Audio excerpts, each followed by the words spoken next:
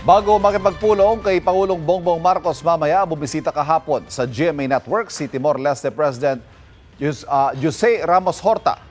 Binigyan din niya ang pagkakapareho ng Timor-Leste at Pilipinas na parehong sinakop pero lumaban at nakalaya. May unang balita si Mark Salazar. Journalist, freedom fighter, Nobel Peace Prize winner. Yan ang Pangulo ng Timor-Leste na si Dr. Jose Ramos Horta na bumisita sa GMA Network. Sinalubong siya tinanggap ng mga opisyal ng GMA sa pangunguna ni GMA Network Incorporated Chairman and CEO Attorney Felipe L. Gozon. We deeply admire your strong commitment not just to democracy but also to journalism. In GMA, we believe that the media are holders of public trust, which is so delicate and crucial for democracy and freedom to flourish in the country.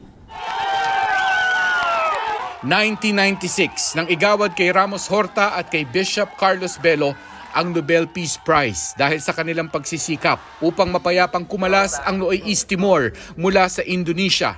There is so much to learn from your experience in working for a just and peaceful solution to the conflict in East Timor. Pinasalamatan ni President Ramos Horta ang pagkilalang ibinigay sa kanya ng GMA.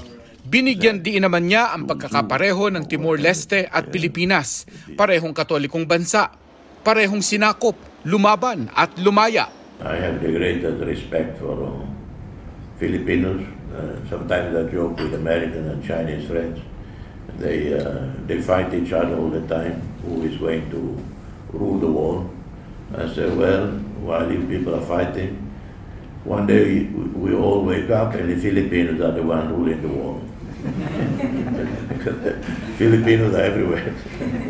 Naroon din sa pulong sina GMA EVP and Chief Financial Officer Felipe Yalong, Senior Vice President Annette Gozon Valdez, SVP and Head of GMA Integrated News, Regional TV and Synergy, Oliver Victor Amoroso, SVP and Head of Entertainment Group, Lilibeth Razonable, at VP and Head of Corporate Affairs and Communications, Angel Javier Cruz. Tutulong naman daw ang GMA Network sa pagpapakalat ng tamang impormasyon tungkol sa Timor-Leste at sa kampanya nitong ipakilala ang pinakabatang demokrasya sa Asia.